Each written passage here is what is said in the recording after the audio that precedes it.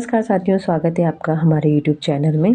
तो दोस्तों, आज हम पढ़ने वाले हैं उत्तराखंड के एक प्रसिद्ध जिला जो कि है चमोली, इसके बारे में। जितने भी इम्पोर्टेंट बिंदु चमोली से बनते हैं जो कि आपके एग्ज़ाम की दृष्टि से काफ़ी महत्वपूर्ण है, उन सभी को हम इसमें कवर करते हुए चलेंगे। तो चाहे उसमें आपकी चमोली जनपद की भौगोलिक स्थिति हो, चमोली का इतिहास हो, या फिर चमोली में जो प्रसिद्ध कुंड हैं, झीलें हैं, इन सभी को हम इस वीडियो में कवर करेंगे। साथ ही हम देखेंगे जो चमोली जनपद में जो वन आंदोलन हुए थे उनके बारे में भी डिस्कस करने वाले हैं। तो चाहे वो मैती आंदोलन हो जो कि कल्याण सिंह रावत द्वारा चमोली से प्रारंभ किया गया था, या फिर आपका झपटो छिनो आंदोलन, और इसी के साथ बात करेंगे चिपको आंदोलन की। साथ ही जितने भी पर्यटन स्थल हैं चमोली जनपद में, उन सबको हम कवर करते हुए चलेंगे। और साथ ही एशिया का सबसे लंबा और ऊंचा रोपवे औली जो कि चमोली में स्थित है, इसके जितने भी इम्पोर्टेंट पॉइंट हैं उनको कवर करते हुए चलेंगे। और जो कुछ भी परीक्षा की दृष्टि से चमोली जनपद से पूछे जाते हैं, उन सभी बिंदुओं को हम आज कवर करने वाले हैं। तो चलिए दोस्तों, पढ़ते हैं सबसे पहले चमोली जनपद का इतिहास। तो दोस्तों, चमोली जो डिस्ट्रिक्ट है ये 1960 से पहले पौड़ी गढ़वाल के साथ मिला हुआ था, और 1960 के बाद जो है ये स्वतंत्र जिला हमारे सामने आता है। तो इसी के साथ जो है पौड़ी जिले से अलग होकर 24 फरवरी 1960 को चमोली जनपद का गठन होता है। और इसका जो प्राचीन नाम है वो लाल सांगा है। ठीक है, चमोली डिस्ट्रिक्ट का जो है गठन कब होता है, तो 24 फरवरी 1960 को, और इसका जो प्राचीन नाम है वो लाल सांगा है। ठीक है, 10 साल बाद यानी कि जुलाई 1970 को अलकनंदा में बाढ़ के कारण जो है जिले को काफ़ी क्षति उठानी पड़ती है, और अधिक मात्रा में जो है उस बाढ़ के कारण राजकीय भवन नष्ट हो जाते हैं, और इसी कारण चमोली जनपद का जो मुख्यालय है वो गोपेश्वर बनाया जाता है। जो गोपेश्वर है दोस्तों, ये प्राकृतिक सौंदर्य के लिए काफ़ी प्रसिद्ध भी है, यानी कि ये एकमात्र ऐसा पर्वतीय नगर है जहाँ पर ना तो ज़्यादा ठंड होती है ना ही ज़्यादा गर्म होता है। तो इसी के साथ ऋग्वेद के अनुसार प्रलय के बाद जो है चमोली के प्राणा गांव में सप्त ऋषियों ने अपनी जान बचाई थी। तो ये कहाँ से पता चलता है हमें, ऋग्वेद में। वहीं बद्रीनाथ के पास गंधमादन पर्वत कश्यप ऋषि की कर्म भूमि है। पुराणों के अनुसार बद्रीनाथ के पास व्यास गुफा में महाभारत की कहानी लिखी गई थी। तो ये पुराणों में कहा गया है कि जो महाभारत की कहानी है वो बद्रीनाथ के पास जो व्यास गुफा है वहीं पर लिखी गई थी। और गोपेश्वर के रुद्र शिव मंदिर में 16वीं शताब्दी के नाग राजाओं के त्रिशूल लेख मिले हैं। तो गोपेश्वर मंदिर विदिशा के नागवंशी राजा गणपति नाथ ने बनवाया था। इसका प्राचीन नाम रुद्र महालय था, और यह जो शिव मंदिर है ये छत्र प्रसाद मध्य हिमाद्री शैली में बनाया गया है। गोपेश्वर का प्राचीन नाम गोथला या फिर गोस्थल है। ठीक है, तो ये आपको याद रखना है। चमोली का प्राचीन नाम पूछा जाए तो लाल सांगा, और गोपेश्वर का प्राचीन नाम क्या है, गोथला या फिर गोस्थल। और साथ ही गढ़वाल की बावनगढ़ों में चांदपुरगढ़ चमोली के गौरसैंण में स्थित है।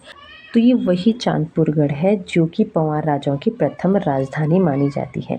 ठीक है, यहाँ का अंतिम शासक हम देखते हैं तो भानु प्रताप है। वो अपनी पुत्री का विवाह कनकपाल से करता है, और कनकपाल ही दोस्तों वह राजा होता है जो चांदपुरगढ़ से पंवार राजवंश की नींव रखता है। ठीक है, चमोली जिले के जोशीमठ के पास कार्तिकेयपुर नामक स्थान पर कत्यूरों की राजधानी थी।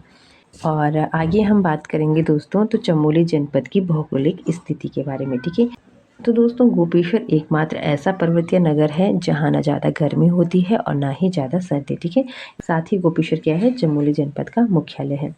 चमोली जिले का क्षेत्रफल जिला वेबसाइट के अनुसार 8030 वर्ग किलोमीटर है, और वहीं चमोली जिला जो है क्षेत्रफल की दृष्टि से राज्य का सबसे बड़ा जिला माना जाता है। तो ये जो है जिला वेबसाइट में दी गई क्षेत्रफल के अनुसार है, और आयोग जब भी क्वेश्चन पूछता है तो वो चमोली जिले को जो है राज्य का दूसरा सबसे बड़ा जिला मानता है, और पहला जो है वो उत्तरकाशी को मानता है। तो ये भी आपको याद रखना है। राज्य में अधिकांश चोटियाँ चमोली जिले में पाई जाती हैं। ऋषिकेश से बद्रीनाथ जाते समय सर्वप्रथम हिमालय के दर्शन बछिंद्री खाल में होते हैं। और अब हम देखेंगे चमोली जनपद के पर्वत श्रेणियाँ। ठीक है, तो उत्तराखंड की अधिकांश जो श्रेणियाँ हैं वो चमोली जनपद के अंतर्गत आती हैं। सबसे पहले बात करेंगे नंदा देवी पश्चिमी पर्वत। ठीक है, इसकी जो ऊंचाई है दोस्तों वो है 7817 मीटर। माणा चोटी 7272 मीटर। कामेट पर्वत 7756 मीटर। बद्रीनाथ पर्वत 7140 मीटर, त्रिशूल पर्वत 7120 मीटर, संतोपत पर्वत 7084 मीटर, नीलकंठ पर्वत 6597 मीटर, नंदा घुंघटी पर्वत 6309 मीटर, हाथी पर्वत 6727 मीटर, गंधमादक पर्वत 6984 मीटर, गौरी पर्वत 6250 मीटर, नारायण पर्वत 5965 मीटर, नर पर्वत 5831 मीटर, मुकुट पर्वत ये भी चमोली में है, दूनागिरी या द्रोणागिरी चमोली में है। तो स्लीपिंग लेडी पर्वत ये चमोली की जोशीमठ में है, चौखंबा पर्वत चमोली में है, गुन्ना पर्वत चमोली और पिथौरागढ़ में है, नंदाकोट पर्वत चमोली पिथौरागढ़ में है, देवस्थल पर्वत चमोली में है और जय विजय पर्वत जो है ये विष्णुप्रयाग चमोली में है। पर्वतों के नाम आपको याद रखना है। तो चमोली डिस्ट्रिक्ट में जो पर्वत है उनको एक बार फिर से देख लेते हैं। सबसे पहले है नंदा देवी, कामेर, त्रिशूल, नीलकंठ पर्वत, हाथी पर्वत, गौरी, नर, दूनागिरी या द्रोणागिरी पर्वत, चौखंबा पर्वत, नंदाकोट, जय विजय पर्वत, माणा चोटी, बद्रीनाथ, संतोपत, नंदा घुंघटी, गंधमादन पर्वत, नारायण पर्वत, मुकुट पर्वत, स्लीपिंग लेडी पर्वत, गुन्ना पर्वत और देवस्थान पर्वत, ये सभी जो है आपकी चमोली डिस्ट्रिक्ट में पड़ते हैं। तो यहाँ से क्वेश्चन कैसे बनेंगे, आपके पास बता दिया जाएगा कि इनमें से कौन सा पर्वत है जो चमोली में पड़ता है या फिर इनमें से कौन सा ऐसा पर्वत है जो चमोली डिस्ट्रिक्ट में नहीं पड़ता है। तो किसी भी 4 पर्वतों के नाम आपके पास उठाकर दे देगा तो आपको जो है उसमें छंटनी करनी होगी, ठीक है।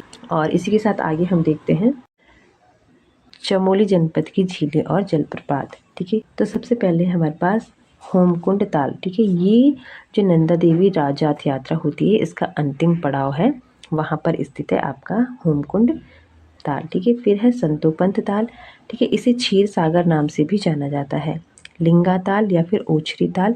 तो ये जो 2 ताल हैं दोस्तों ये चमोली के फूलों की घाटी के बीच स्थित है। विरही ताल, सुख ताल और झलताल ये भी चमोली में स्थित है। और अगला है आपके पास बेनी ताल, ठीक है। ये कई बार एग्जाम में पूछा जाता है, ये बद्रीनाथ के पास स्थित है। और काक भुसुंडी ताल, ठीक है, ये चमोली के हाथी पर्वत के पास है। मणिभद्र ताल और सिद्ध ताल ये भी चमोली में स्थित है। इसी के साथ नरसिंह ताल, आदि मातृका ताल ये भी चमोली में स्थित है। और इसी के साथ दूसरा है हमारे पास गौना झील, ठीक है। ये विरही गंगा पर बनी हुई है, एग्जाम में पूछा जा सकता है। प्रथम बार 1894 में ये जो झील थी ये फूट गई थी और जिसके कारण श्रीनगर जो शहर है इसको काफ़ी क्षति उठानी पड़ी थी। और इसके बाद 1970 में यह झील फिर से दोबारा टूट जाती है और इसी समय जो है चमोली का मुख्यालय क्षतिग्रस्त हो जाता है। और इसी के बाद जो है गोपेश्वर को चमोली का मुख्यालय बनाया जाता है। किंवदंती है कि नंदाकिनी नदी का जल जो है देवताओं को नहीं चढ़ाया जाता है। तो ये थी दोस्तों चमोली की प्रमुख झीलें और जलप्रपात। एक बार देख लेते हैं फिर से। होमकुंड, संतोपंत झील, लिंगा और ओछरी ताल, विरही, सुखताल, झलताल, बेनीताल, काक भुसुंडी ताल, ठीक है, मणिभद्र ताल, सिद्ध ताल, नरसिंह ताल, आदि मातृका ताल, गौना झील। और इसके साथ ही अगली क्लास में हम चमोली जनपद के प्रमुख कुंडों के बारे में पढ़ेंगे, साथ ही जो भी दर्रे आपकी चमोली में स्थित हैं, घाटियां हैं, इन सभी को कवर करते हुए इसी के साथ ही दोस्तों अगली क्लास में हम चमोली जनपद के प्रमुख कुंड दर्रों को पढ़ेंगे। और उसके बाद हम चमोली जनपद में हुई जो वन आंदोलन है जिसमें झपटो छीनो आंदोलन, मैती आंदोलन, इन सब के बारे में जो महत्वपूर्ण बिंदु हैं उनको कवर करेंगे। तो फिलहाल आज के लिए इतना ही, मिलते हैं दोस्तों नेक्स्ट क्लास में। क्लास अच्छी लगी हो तो लाइक शेयर ज़रूर करें और चैनल पर नए हैं तो चैनल को सब्सक्राइब कर दें। धन्यवाद।